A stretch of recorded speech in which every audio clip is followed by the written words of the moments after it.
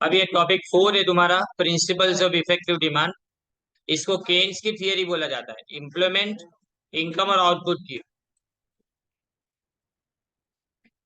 The level of employment and income in the economy are determined by the aggregate demand and aggregate supply. ये justify करना। अब याद रखना, effective demand किसने ये थियरी को बताया, पहली लाइन में लिखा, अंडरलाइन करो इसको। केन्स एनालिसिस बोला जाता है ये। अब एग्रीगेट डिमांड में दो चीजें आएगी। पेज नंबर तुम्हारा 44 है। एग्रीगेट डिमांड जो है उसमें दो चीजें आएगी, एक तो कंजम्पशन डिमांड और दूसरी तुम्हारी इन्वेस्टमेंट डिमांड। एग्रीगेट डिमांड में कंजम्पशन और इन्वेस्टमेंट डिमांड, फिर एक्चुअल एक्सपेंडिचर कंजम्पशन गुड्स के ऊपर और इन्वेस्टमेंट गुड्स के ऊपर, ये दोनों मिला के क्या बनाते हैं, इफेक्टिव डिमांड। ये भी अंडरलाइन करो। और total expenditure is equal to total income, जितना खर्चा होता है उतनी इनकम होती है। नाउ नेक्स्ट पेज पे देखो, value of output is equal to national income. तो effective demand is also equal to the value of national output, since total output is determined by total level of employment, effective demand determines the level of employment। Total क्या decide करेगी, effective demand ये decide करेगी कितना employment होगा। अब जो total output है वो डिसाइड किया जाएगा टोटल लेवल ऑफ एम्प्लॉयमेंट से। अंडरलाइन करो, effective demand determines the level of employment. So अगर इफेक्टिव डिमांड कम हुई तो अनएम्प्लॉयमेंट होगा।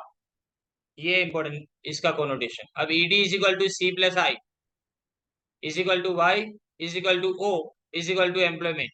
देखो, सी प्लस आई यानी consumption plus investment is equal to Y यानी income is equal to O यानी output is equal to employment. Right.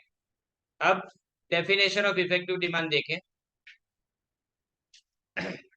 Effective demand thus determines the level of employment in the economy, which may not necessarily be the full employment level। ये भी underline करो, effective demand is the point of intersection between aggregate demand function and aggregate supply function. Point of intersection between aggregate demand और aggregate supply.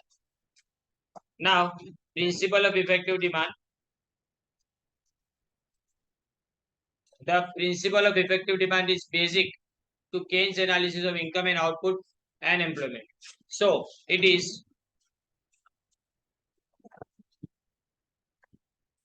is an integral part of Keynes theory of employment। Underline करो ये भी। According to Keynes, total employment in any economy depends upon effective demand। अगर deficiency हुई ना demand के अंदर तो अनएम्प्लॉयमेंट क्रिएट होगा। अब इफेक्टिव डिमांड स्पेंडिंग पे डिपेंड करती है, मतलब तुम कितना खर्चा करते हो और तुम्हारी टोटल इनकम में से तुम कितना खर्चा करते हो। व्हेन एम्प्लॉयमेंट इंक्रीजेस, इनकम भी इंक्रीज होगी, और increase in income will lead to increase in consumption also. और अगर इनकम इंक्रीज हुई तो कंजम्पशन भी बढ़ेगा। But psychological law of consumption, income के सामने तुम कंजम्पशन इतना बढ़ाते नहीं हो। जितनी इनकम, अगर इनकम 10% बढ़ेगी ना तो मैं कंजम्पशन को 9% इंक्रीज करूंगा या 8% इंक्रीज करूंगा, एग्जैक्टली इक्वल इंक्रीज नहीं करूंगा।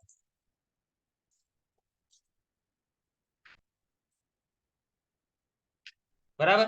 बट ये जो गैप है इनकम और कंजम्पशन की, वो अगर हमने फुलफिल नहीं किया, यानी उसको पूरा नहीं किया हमने, तो then it will not be possible to increase the employment. This gap can be filled by investment. Underline करो, जो गैप है उसको कौन फिल करेगा, investment. Now hence it can be said that employment cannot increase unless investment increases। this is what is meant by the principle of effective demand। यानी जब तक investment नहीं बढ़ेगा तब तक इनकम नहीं बढ़ेगी, क्योंकि इन्वेस्टमेंट बढ़ने से क्या होता है, इन्वेस्टमेंट के बाद आउटपुट ज्यादा प्रोड्यूस होगा, आउटपुट ज्यादा प्रोड्यूस होगा तो ज्यादा लोगों की जरूरत पड़ेगी, ज्यादा लोगों की जरूरत पड़ेगी तो एम्प्लॉयमेंट बढ़ेगा। अब इफेक्टिव डिमांड के लिए is the point of intersection between ADF and ASF. ADF यानी aggregate demand function and aggregate supply function. तो हमको इन दोनों को पहले समझना पड़ेगा। तो नंबर वन देखो, एग्रीगेट डिमांड प्राइस या तो aggregate demand function. When entrepreneurs provide particular level of employment they produce certain level of output. कोई आदमी काम करने के लिए आएगा तो आउटपुट प्रोड्यूस करेगा। By selling such output they expect to get certain sale proceed मतलब उसको रेवेन्यू मिलेगा, मतलब इनकम मिलेगी। अब ये जो इनकम मिलेगी वो क्या करेंगे, which entrepreneurs expect to get by selling the output produce by various levels of employment, उसको अपने एग्रीगेट डिमांड प्राइस बोलेंगे। मतलब जितना प्रोड्यूस किया उसको बेचने के बाद जो इनकम हुई ना वो तुम्हारी एग्रीगेट डिमांड प्राइस है। जितना प्रोड्यूस हुआ उसके बाद में जो तुम्हारी इनकम मिली वो तुम्हारी एग्रीगेट डिमांड प्राइस है। When aggregate demand price is plotted against different levels of employment we get aggregate demand curve और एग्रीगेट डिमांड फंक्शन, जो अपने नेक्स्ट पेज के ऊपर देख रहे हैं।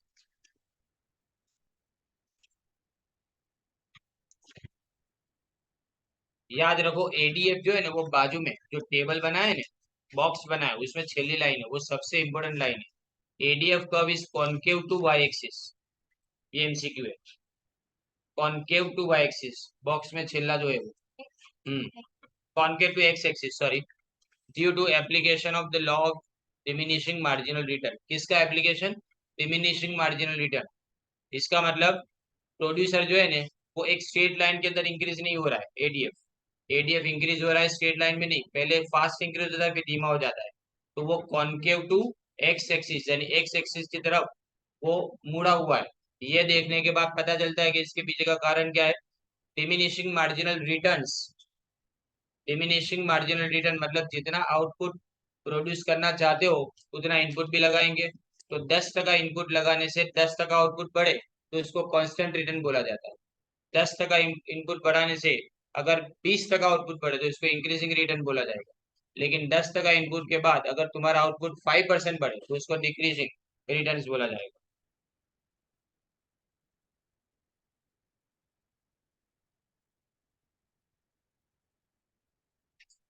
फिर आगे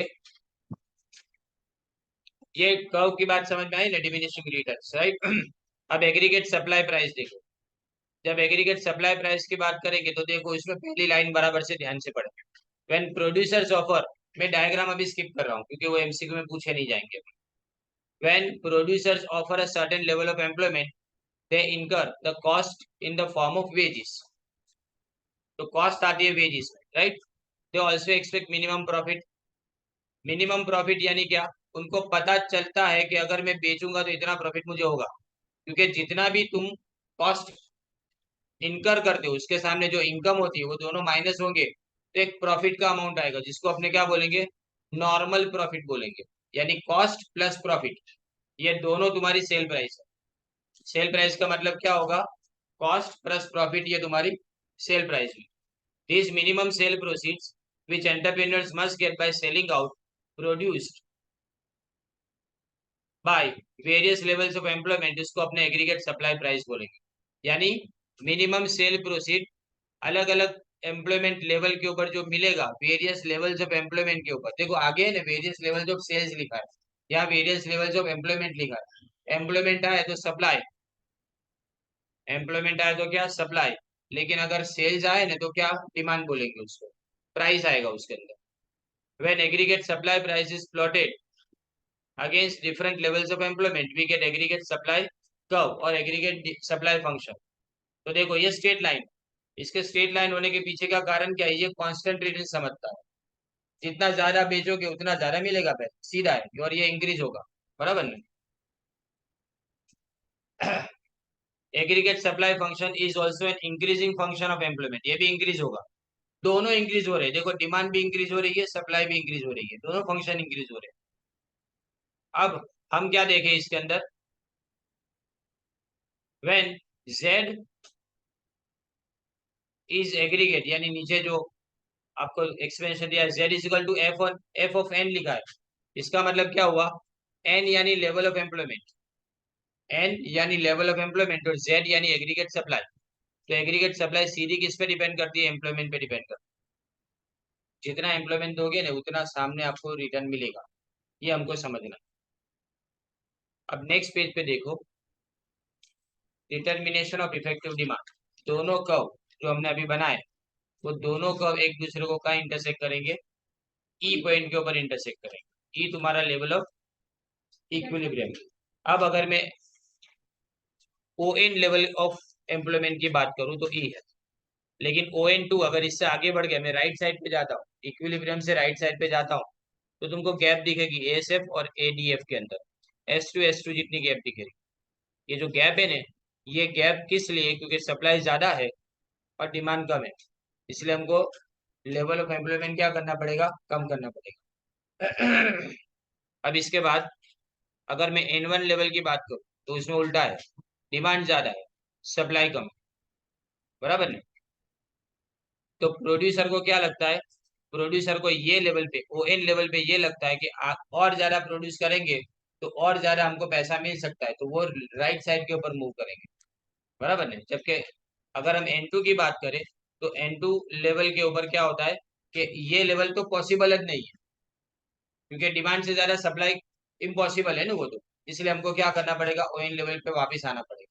ON लेवल से आगे बढ़ना पॉसिबल नहीं है, ये सिर्फ आप पेपर के ऊपर लिख सकते हो, लेकिन इसको प्रैक्टिकली इंप्लीमेंट नहीं कर सकते। इसकी ON2 लेवल की बात कर रहा हूँ।